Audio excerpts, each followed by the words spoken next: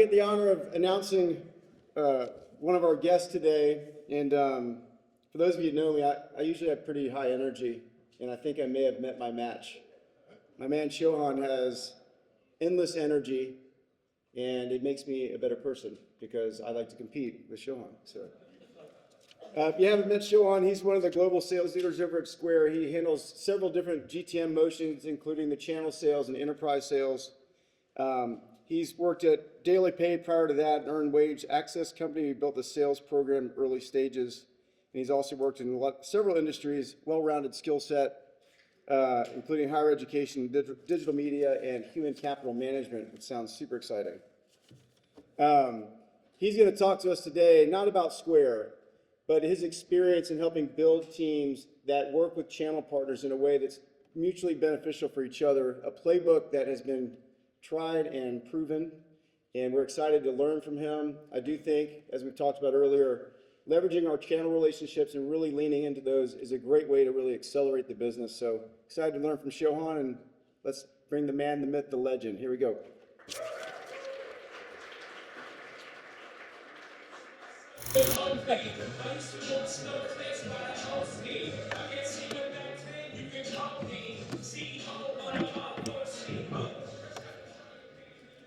I'm so excited to be here, and obviously Tony sharing all that stuff. Now I gotta even take it up a notch because all about the competition aspect. Also, I love it when I come out to that Jay-Z song. I'm a huge fan, and I usually say, "Allow me to reintroduce myself. My name is Show." So today I'm excited to talk about the game. Obviously, Brendan shared Herm Edwards' clip. I'm a huge fan of that clip. I actually had it in the beginning of my presentation, and Mona said that Brendan was sharing it. Not a Jets fan, so let's already throw that out there, but I did love that clip. I think when it comes to the game, like one of the big things that I've done throughout my career is work with partners, whether it was at Paychecks, which is a human capital management company, or Daily Pay, where it's earned wage access and you have to partner with people. It's always been about the partner play. So in today's presentation, I'm going to talk a little bit about that. One thing I'll say, it's really in the sales perspective, but go-to-market is really a team sport. So if you're here, you're not in sales, some of the things that I'm going to share, which are very tactical and ways to actually work with partners, think about how you can apply that to yourself. I think there's going to be some things that you can really take away. All right. Oh, Blue 32 spider rubbing it. Just play. Awesome. So I'm excited to talk about, again, the winning aspect, play to win the game. One of the things I got a chance to do is actually work with Gong and talk about like how to utilize their recording structure, game film, and actually win. So I'm gonna play a quick clip, really quick, just so you can kind of get a perspective of that. A higher probability to actually win the opportunity. You see individuals improving week over week, month over month, quarter over quarter, and then overall hitting their annual numbers, which is just like winning the championship. This is the new way to revenue. So I just play that because I love the sports theme. I love all the different things that the coaches did and Brendan sharing, and then the Go Bills, etc. Like, I'm all about that too. I did a whole Gone session about Mamba mentality and how you can get better listening to calls and continuously improving. Well, 2024 was like a season. How many of you guys won that season? Raise your hand if you like. I crushed it in 2024, annual plan, etc. A lot less hands than I expected. Good job. Good job. 2025, it's another long season, right? When the Bills win the Super Bowl, and that's why I have my money on. Before the season, I put my money on. When they win the Super Bowl, literally after that, they're going right back to work and thinking about how we're going to win the next season. That's literally how it is for us in sales. 2025, it's a long season. We're kicking this off, we're starting, but it's going to be, hey, are you going to put all the efforts in to win the game? And that's 2025 season. But I'm going to go through 3 specific things that are going to talk about how you can win this game with the partner play. One is study. It's kind of like the Kobe concept, right? Like, are you actually studying yourself? Are you watching yourself? Are you doing other things? I'm going to share how you can study by being a trusted advisor. So I'm going to give you guys a few insights and things to help you partner with other people. Then we're going to talk a little bit about practice. Practice, y'all know that quote, Allen Iverson? Yeah, we're talking about practice, because practice is important. right? Jamie Daniels in the conference championship game, I just read about him using VR to practice. Like, that's phenomenal, right? He's doing the things already, hence that Hail Mary that they had to beat the Bears. It comes back to, they actually practice this during their, practice. They go through specific situations, so practice is really important. And then we're gonna talk about the actual execution of game time. So again, my goal is to go through these 3 things and share tactical things that can actually help you. So first thing is when you're talking about being a trusted advisor and talking about studying, it's all about like learning and understanding. So I'm just gonna share these 2 quotes that come from different publications, and it's talking about the co-selling mentality. So I'm not gonna read all of it, but you can see one of the highlights. Co-selling is the act of bringing in third party to support and close a deal. It's like a sales team that consists of multiple companies. That's what the partner play is. It's like, hey, how can I work with others so that way we could win together? And then one at the bottom that I like, just because I play NBA 2K also a lot on my games, all the time back to the game. Alley-oop, you can see it says, help close more deals faster, or as we like to call it, the alley-oop. Alley-oops are amazing. Like when we play 2K, me and my buddies, we're trying to just throw alley-oops, coming down court, L2X, and we're trying to throw alley-oop because it's fun. But that's how it is when you talk about with partners and working together. It's like, hey, let's make this fun. So the reason I'm very big on co-selling mentality is because when I worked at Paychex, anybody familiar with Paychex? Payroll company, right? So they have a payroll division. They have a 401k retirement division, selling to small businesses 401k so their employees can actually retire. It also helps the business recruit talent. They also have a human resources division, which is selling outsourced HR, so that they don't have to hire an HR generalist, they can actually outsource it through Paychecks. They also have benefits, they have workers' comp, they have ancillary services. The reason I share this with you is they had sales reps, 3,000 sales reps, I was one of them. And every sales rep would sell their own line of products. But in order to truly help businesses, we have to have a co-selling mentality internally. So this wasn't even bringing partners in, it was just as a company, if you don't co-sell, you can't actually partner well and help provide the best support and be a trusted advisor for that business owner. So it was really important for me, just from the beginning of my sales career, to think about how can I work with others? What are those relationships that I need to build? How do we actually navigate through, and who's the quarterback, and who's going to actually, present or book the appointment or whatever it is? We were playing in this team selling, co-selling mentality. So the second thing I want to really talk about as far as being a trusted advisor is learning your industry, continuously absorbing that knowledge. That's what studying is about. You want to win in 2025, you got to also know the trends and insights, right? And I'm going to share a couple of them that are specifically from 2 white papers talking about what happened in 2024 with the restaurant industry. Again, studies. We could all be the best consultant for our clients. 1, multi-hyphenate businesses. So my wife will go to Dunkin' Donuts and now buy Christmas ornaments, dog and treats, a new cup, whatever. They're buying more than the core offering. Businesses that are now doing this a lot more, right? We talk about Shake Shack, you buy Shake Shack swag and walking around, and they walk around. I actually go to In-N-Out and buy their stuff, it's just fun to wear. But that's what multi-hyphenate business is. Square has a business called, I think it's called Moto Toro or something like this. But it's a coffee shop and a motorcycle repair place. Weird. But, you could go there and get a cup of coffee and fix your bike. It's very niche, but that's the business they are. They're offering multiple types of core offerings. And why this works is that if you look here, 40% of customers are actually interested in trying new core offerings. This is also fantastic. Again, when you go out to your business owners that you're helping, like, hey, are they offering something? Maybe they're not promoting it as much, and that's something that they can think about working with you on. Maybe it's something that they need to know how to actually do, and this is where you can be a trusted advisor. Multi-hyphenate business is 1. Next, automation and technology. And it's great to see the things that we're talking about with our integration and streamlining. We talk about POS and KDS. We also talk about, actually, PopMenu. I saw this recently. Is it Answer with AI? I thought that was awesome, right? Innovation.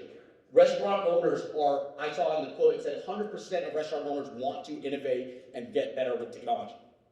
I recently went on a Caribbean cruise on Royal Caribbean, they have the Bionic Bar, and they literally have 2 robots making the cocktails. So it's actually pretty cool. Everybody like stood around it, taking pictures.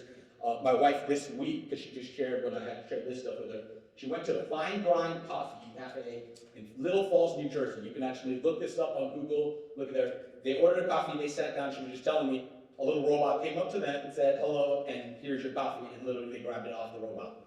And then obviously when you're at the United Club or any of those places that are doing the cleaning, like people are becoming very innovative, and I think that's the next area is, how do we actually help our business owners think about this? Not just this amazing and easy thing that we can do with our products, but even getting them to think more. That's how you become a trusted advisor. They want to come to you and talk about, hey, what are the new trends? What are the ways that we can get better?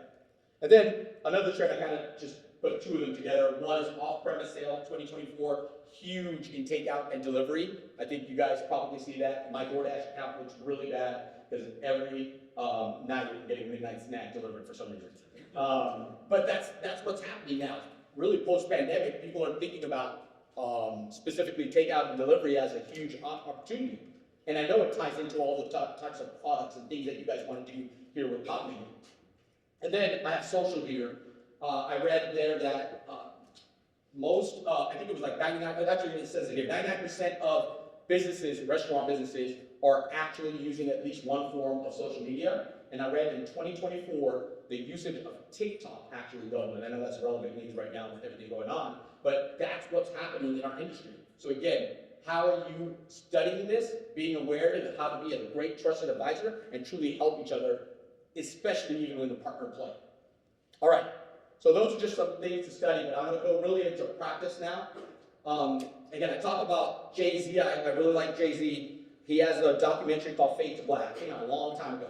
I was recently watching it, and one of the things in the beginning of the documentary, it was about his Black album, the last album before he retired and unretired eventually. He says, people say that he's really lucky, and he quoted someone and said, luck is like this mystical energy that dances around the universe and bestows joy and satisfaction. I think I got the quote almost right. And then he said, I don't think that's the case. I just try to say, I stay ready. That's what he said. And I actually followed this one quote throughout my career. Roman philosopher Seneca said, luck is preparation plus opportunity. And I just changed that to success equals preparation plus opportunity. And the idea there is, if you practice and are really prepared, when you get that opportunity, all those demos you guys are talking about having, like the reason those closing ratios happen, and I love what Tony said, right? You put somebody in a demo, you know you're gonna get that business. Well, that's because you're preparing and practicing. You're actually going out and doing these before you have that opportunity. So I'm really big on practice. All the sales teams I work on, it's all about practice. I'm gonna go through some things that you can actually take away and actually practice with. So one, with partners, the partner play, as account mapping. How many of you guys do this with your partners right now? A couple people right there, one right there. Account mapping, right? It's not, hey, here's a list and what's your list? Actually, I was interviewing a candidate recently and I was asking him how he works with partners, and he said, we have a shared drive and we have a list of people in our territory and we just write notes whenever. So that's cool. It's a baseline foundational thing to do. Sharing lists, I get it. That's an easy, but it's a lazy way to do it. Like account mapping, truly practicing and preparing means sitting down with your partner, talking about what's your hot list. Let me share what my hot list is. Let's talk about actually where we are in that sales cycle. Are we actually getting through the gatekeeper? Do you know who the decision maker is? What POS are they using? What online ordering are they using? This type of conversation with the person, that's practicing. That's knowing all this stuff before you actually get that opportunity. And account mapping is a huge part of the partner play. Prep and debriefs. It's actually one of the things I'm shocked people don't do more of. You're gonna have a meeting, you're gonna go work together, but you don't have a prep session or a debrief session. Anybody familiar with Extreme Ownership, the book? Right? Jocko Willink, I forget the last name. He talks about, like, a lot of the Navy SEAL people all talk about this. The majority of their days is when they have their missions, it's prep, debrief. That's a bad move there, my bad. Put the battery in. Hold on. But yeah, prep and debrief. I wasn't prepared. You guys see that? Hopefully this still works. But prep and debrief is so huge, right? When you have that meeting beforehand and discussing all the things, whether it was during an account mapping session or right before you're going into a meeting together, you guys are on the same page. see if this works. All right. Leadership. A lot of times in my previous company at Daily Pay, we would have a big meeting. It was an enterprise company, so we would talk to a lot of big clients. We would bring in all the leadership. We would bring in our CEO, our CFO, our COO, and then we would talk about this during the prep session on who do you know at that business? How are you connected to these individuals? Did anybody go to any of these schools that they went to? Like, it was really important for us to uncover and do all of this and know it. Now, listen, small business might be a little bit different, but that doesn't mean you're not going to come across somebody like Saul who has relationships with restaurants or was a restaurant owner himself and can get you into another restaurant. But you want to bring in people, not just you and your partner, but the leadership around you within both partner companies, and see how you can actually work together. Call listening. I talk about that gone game phone session. Call listening, if you have the ability. Now listen, we're on field sales sometimes and you don't have recorded calls, but I know sometimes these SDRs have calls, individuals might have a discovery call before a demo, or you have a demo virtually. Like, are you actually going back with your partner and listening to calls together? When I looked again, I'm using my career intentionally, so you guys know, like, hey, these are things that have been proven. But at Daily Pay, we work with ADP a lot. Again, another payroll company, big company. So when we're talking to ADP and we have a meeting, we're doing it together because we uncovered something with that discovery to say, hey, they need a pay card, and I'm gonna, bring you in so you can also present your stuff. We would actually sit down and listen to that discovery call so they can listen and see, hey, does that make sense for me to be there? Do they have the competitor? Are they really interested? Is it valuable time? But we would actually listen to calls, send calls to each other, and you could uncover things. If you're listening to one of our sales reps and you're hearing their discovery call and they say, yeah, that restaurant said they had 900 plus subscribers. Well, I just heard from one of the coaches, or maybe it was Brendan, but 900 plus followers means that's a great ICP fit, right? So these are the things that you can pick up when you're actually talking and listening with your partner on their calls, and you're also sharing your calls. So call listening is a big part of practice. Role plays, everybody hates them. Anybody actually like role plays? I'm talking about work role plays, just to make sure. Role plays, it's funny because people don't like it, but this is literally what sports teams are doing. They're running their plays. They're literally before the game for the entire week doing walkthroughs and run-throughs and trying situations, and that's the idea of role play when it comes to sales, go-to-market, etc. Are you having those conversations and practicing what could come up? What I typically see is, again, the lazy role play. You do a role play with your buddy, and it's like, hey, tell me a little bit about this, and it's just the easy way, do no objection, no tough role plays. We actually at Square instilled AI simulator, and during training, if they fail a certification, you have to do multiple role plays before you can actually pass and get on a router to get actually inbound leads. But the idea is because we want them to practice and be good at it, so when that opportunity comes, they know how to handle the objection. They know how to react and deal with it. And you've heard so many variations of it. When you're in the actual appointment, it's just easy.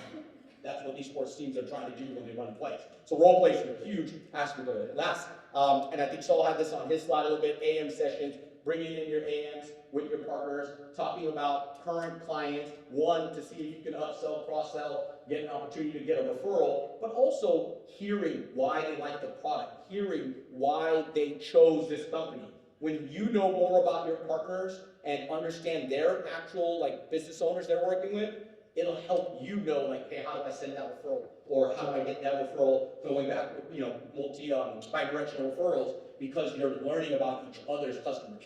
So these are some things that are specific to practice. Now I'm going to talk about the actual execution and game time. One, email and call intros. So what I normally see is someone just sending a referral, right? Whether it's Trisha or someone else here at Square sending you a referral and saying, hey, here's a referral for you, go check them out, they need online ordering, they're interested, we have the integrations, etc. Or vice versa, right? Oh, here's a referral for you, they're actually interested, and they just send it. Listen, that's great. We just saw 60 referrals or whatever it was that we had 84% sale conversion, which is fantastic, but you could really elevate yourself with the game when you're doing more than just sending it off or filling out the form. You can actually do email intros, right? Hey, write a nice email, copy them on it and say, hey, Mr. Business Owner, it was great to talk to you about, et cetera, et cetera, et cetera. When we were talking, we discussed that you might be looking for X, and it's I want to introduce you to my partner, and they might be able to help you. maybe, maybe not, but that email intro, this is why partnerships have the highest converting leads, is you have a trusted source. If you're a true trusted advisor, then they're gonna also go, thank you for that referral, and like meeting the customer, and let me talk to them because I trust what you say. You're a consultant to them. So email intros, or even call intros. Why not when you're at a customer client, you're talking, we did this with paychecks, because we haven't talked about all our divisions. We would be at the business owner and be like, you know what, let me call my health and benefits partner right now and see if they can actually come out here and chat with you a little bit more since you're interested in offering benefits. And you make the call right there, introduce them on the call. Or you're going into a call, virtual call, etc. You're like, you know what, come and join this call. You can sit there and listen. It'll help you, understand who that person is and just start that warm intro. Blitz sessions. Anybody like prospecting? Nope, nobody? I like prospecting. I think it's fun. You can make it fun. You're going to get a bunch of no's to get yeses. But why not do it with your partner? You have your account map. You've already done the preparation part of it. And now let's go execute on some prospecting by doing some blitz sessions. Like we could actually get on a virtual Zoom and mute each other and then call. And when you get on a call, you unmute it so they can hear it and see like what that conversation looks like. Or if you're able to get that appointment that you're going after a specific target, maybe you have a script you use that you combine together to say, hey, we could actually help you streamline your business with multiple things, and let's go reach out to you, etc., or let us come by. And that becomes much more fun when you're doing it with a partner. So think about how you can actually prospect with your team. And I know I'm going to get into field guides because that's the same thing, prospecting, but I'm talking about actually blitzing on the phones with your partners. Joint meetings. Where's Sam here in Atlanta? When I went out to Atlanta, I went on a ride date with Sam and two of my reps, and Sam had an appointment with a client. It was his appointment, but he brought Tanya with him just to introduce Tanya at Square and just let them know, like, this is my partner that's out with me today, and I want to introduce you. That was fantastic. That's a joint meeting. I don't think anything came out of it for us, but it was just great that we're doing those kinds of things, and that's what we want to do. Bring you to our meetings, you bringing us to your meetings. It's important when you're doing joint meetings and beginning. Back to that trusted advisor mindset. Proposals. I know in my previous roles, a lot of times we're going in with a partner, and sometimes they don't want one service or the other, or they don't actually see it in that meeting to understand how that looks together. So you can utilize proposals as a way to truly create mock-ups, separate pricing, allow them to choose what's best for them, right? The whole goal here is to help that business, not try to sell products. And then if you continue with the proposals, you can again work with your partner, craft it, and execute joint proposals. It works. I've seen it, especially in the enterprise side, but it'll work with small business owners too. If you're doing a cost proposal and you want to build it all in, why send two proposals? You're already creating more of a mess for that business owner. You want to be a trusted advisor? Let's put it together and come up with an actual joint proposal. And then I have field days, which I just mentioned. The day I went out with Sam, Adele's not here, but Adele multiple times in New York City has gone out with a couple of my reps. The Calvin is here in Austin, went out with some of the reps, but like going out in the field, and now we have 16 people in different cities, and we're hiring another 16, and these are multiple cities that you can actually partner with us, and we can go out and canvas the market together, and prospect, and walk, open doors, and just meet business owners.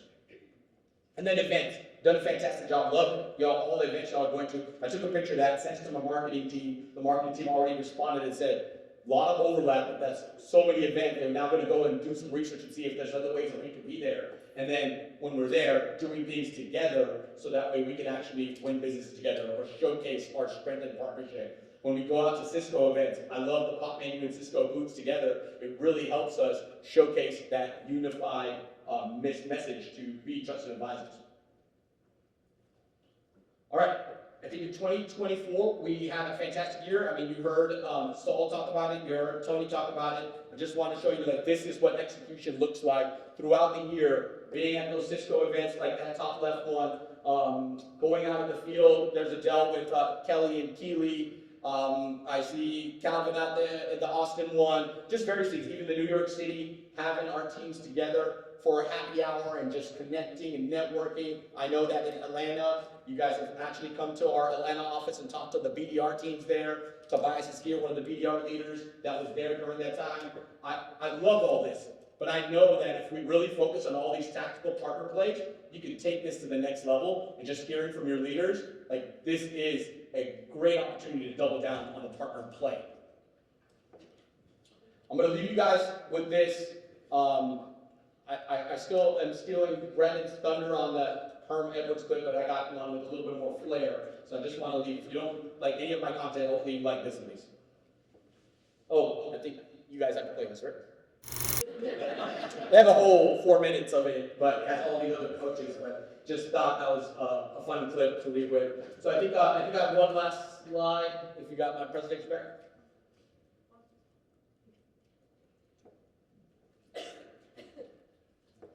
Yeah, so I want to obviously thank you guys for allowing me to come. I'm really passionate about partnerships, about a chance to do it in many orgs and build it. And like PopMenu has been a fantastic partner. I loved it with NRA, spending time with John, Brendan, and Tony, and like just again, even going up into the booths, having you guys in New York City at the title office. That was really cool, having a happy hour there. But what I'm hoping is that you left today with some actual tactical things to apply the partner play so you can truly win the game in 2025.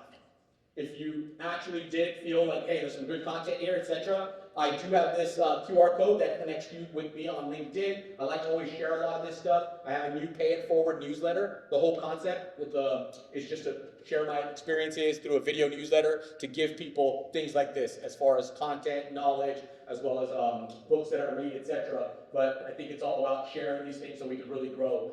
I really appreciate you guys having me here. I thank you for that. And again, hopefully you guys can leave with something that can help you guys win the game.